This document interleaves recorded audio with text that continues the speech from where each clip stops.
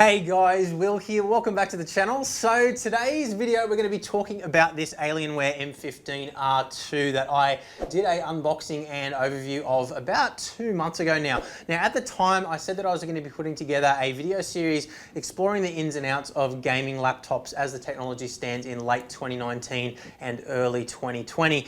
And unfortunately things haven't gone exactly to plan. So in today's video I'm going to be explaining exactly what's going on and what some of my learnings have been over the last couple of months of using this machine. Now, I want to start off by explaining that I did pay full retail for this machine, and it hasn't been a sponsored video series in any way, shape or form, and that's all about to become abundantly clear to you anyway. So I am actually going to be returning this machine to Dell. It's actually booked in for collection on Monday for a full refund. So there's a couple of different reasons why I'm doing that. Some of them are down to issues that I believe are with this particular unit. Some of them are down to issues that I believe are present with this model in general. And then some of them are just issues that are, problems with gaming laptops as a broader spectrum type thing. So we're going to be looking at all three of those things in today's video. I'm not going to turn this into a whinge fest or anything like that. I just want to basically give you guys an overview of exactly what's happened so that you are more informed when you're making your own decisions about purchasing these things, because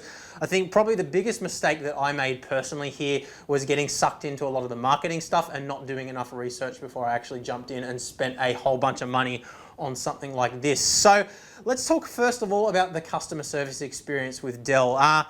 It wasn't great, but it wasn't terrible. I think anytime that you're dealing with a large corporation like Dell or any company like that, there's often breakdowns in communication, and every single person that I've spoken to individually has been extremely helpful and compliant and happy to help me out.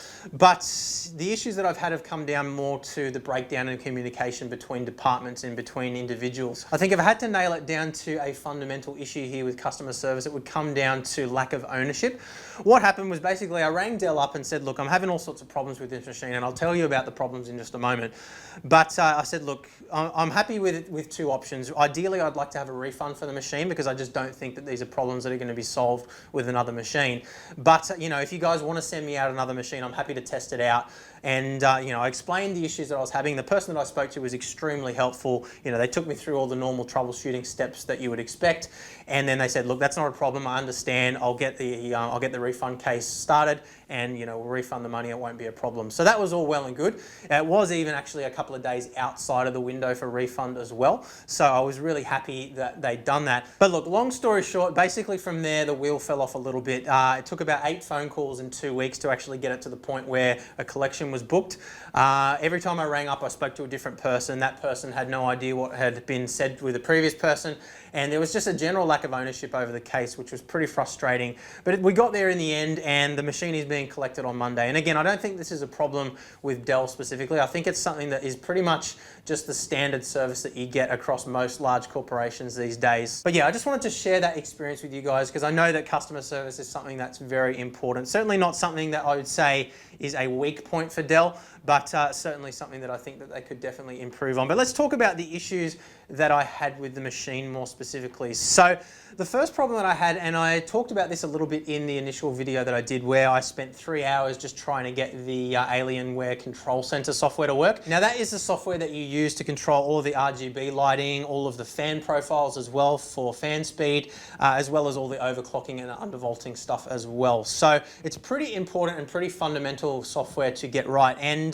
yeah, originally it took me about 3 hours to get it to work at all, straight out of the box. I went through the process of reinstalling drivers, reinstalling software, even installing different versions of the Microsoft redistributable packages as well. And nothing seemed to get it working. Then I ended up doing a complete rebuild and restore completely from scratch using the factory image that was included.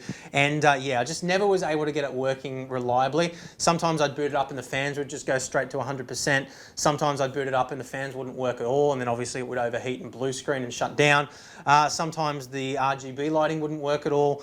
And yeah, look, I don't believe that those are issues with this machine specifically. I think that that's just issues with the software not being good enough, essentially. So that was a pretty major issue. You know, obviously for something that's supposed to be a workhorse, something that I was taking on the road with me for video editing as well as doing gaming and stuff like that, you need it to just work. And unfortunately that software was a big letdown, especially on a machine that is so expensive. So that was the first problem I had. Then the second problem I had was around thermal throttling. So as I mentioned in the original video, the overall performance of the machine was quite good, but unfortunately because of the overheating issues that we had with the 9980 HK processor that I had in this machine, that processor is advertised as having a boost clock of up to 5 gigahertz. In reality, even with single core operation, I never saw anything above about 4.7. And then as soon as you place any multi-core load on it whatsoever, it would jump down to about 4.2 pretty much instantly. Temperature would go straight up to 100 degrees, and then over the course of the next sort of 30 seconds to a minute, the clock speed would ramp all the way down to somewhere between about 3.2 gigahertz and about 3.6 gigahertz. Now, I wasn't sure originally whether this was an issue with my machine specifically, so I jumped online, did a ton of reading, and found that some people were getting slightly better performance, some people were getting slightly worse performance, but in general this seemed to be pretty much the average performance, you know, for this particular machine with that particular processor. So, you know, essentially from that, what I conclude is that, you know, for this machine in particular, there's really not a whole lot of point in going to a top tier processor like the 9980 HK, because you're simply not going to get your money's worth in terms of performance. And this is something that has been covered many times before in the MacBook Pro world as well. People saying, don't buy the top processor because you're just not going to get the performance out of it. You're better off getting a lower spec processor that you'll not get so much throttling out of. You'll end up getting the same performance anyway. Now they kind of catch you there because obviously the higher spec processors have more cores and therefore ability to process more tasks at once. But yeah, it becomes a balance. So don't go thinking that you know, spending more money on a higher spec processor is necessarily going to get you more performance. Now the point that I want to make really clear here is that this goes for any gaming laptop. It's not an issue with the Alienware M15 R2 specifically. Obviously different machines have different designs and different thermal capacities, but you know, this machine in particular being quite thin, obviously we run into a limitation a little bit earlier on than we would with machines that have a little bit more cooling capacity. But generally speaking, thermal throttling is a big issue for gaming laptops and something that I think you guys definitely need to be aware of. Now, I never saw any overheating issues with the graphics card side of things. The temperatures there were generally around sort of the 65 to 75 degree mark, even under 100% load.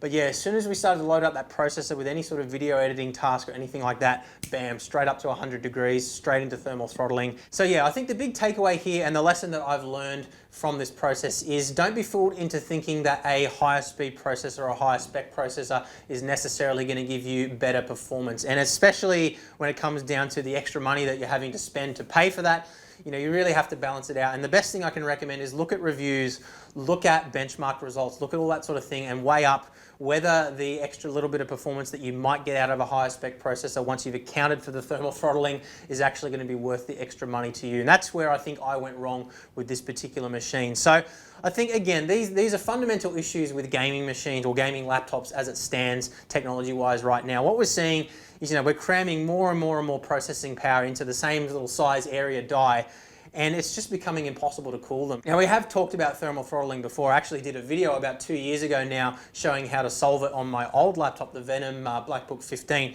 Unfortunately, with this particular machine, as I mentioned in the overview video, because the cooler is actually mounted on the top side of the motherboard, you actually have to remove the entire motherboard to do any repasting or anything like that. Now, I did do a little bit of research there as well. I found a couple of people that had repasted, used liquid metal and things like that, and yeah, you know, the performance wasn't all that much better, and it certainly didn't justify voiding warranty or anything like that, particularly on a brand new machine. So it wasn't something that I was willing to really explore any further.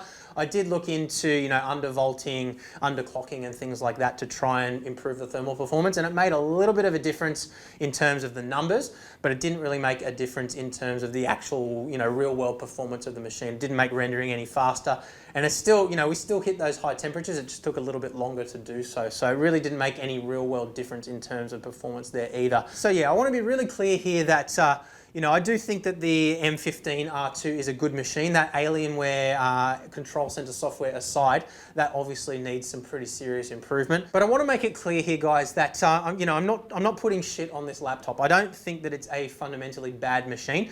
I just think that you need to be a little bit smarter than I was when I bought it and make sure that you're getting a processor that is more evenly matched to the cooling capacity of the machine. I think that they could probably be a little bit more clear about that in their marketing. I don't really see the point in selling a machine that they know is going to, throttle that badly. But I actually jumped on the website this morning and tried to spec out another machine and found that you couldn't actually buy this machine with this spec processor anymore. So maybe they have learned their lesson from it and toned things down a little bit. I'm not really sure about that.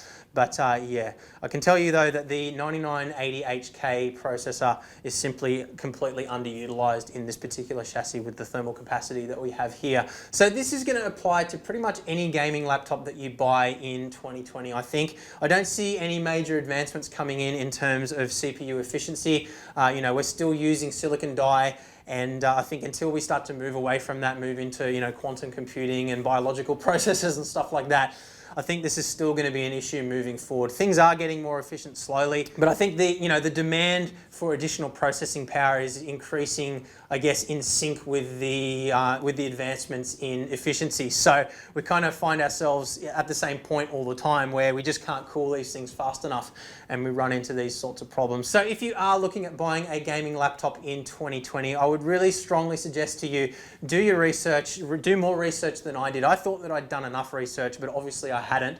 And just look at the reviews, look at the benchmark results, look into the thermal throttling, and make sure that you're not buying a processor that can't be cooled by the machine that it's going into. Obviously, different machines are going to have different amounts of cooling capacity. This machine is particularly limited because of its really thin form factor. And when you look at it from the perspective of being very thin and portable, I think that my expectations were probably maybe a little bit too high for it. But then again, spending that kind of money, you expect that you're not going to run into those sorts of problems with thermal throttling. So I was a little bit fooled there by the marketing, I think. But yeah, just make sure you're aware, make sure you do your research, and you shouldn't hopefully run into these problems. So as for me, I'm going to be returning this laptop. I'm going to be buying a lower spec machine. I'm even looking at potentially getting a MacBook Pro or something like that. Something that I can just do some basic video editing while I'm away, and then leave all the heavy shifting to my desktop machines that I use for gaming. I think I will be giving up on mobile gaming just for now. I think that simply, with the technology as it stands right now in 2020, we're just simply not there yet. I think that, the performance that you get from a desktop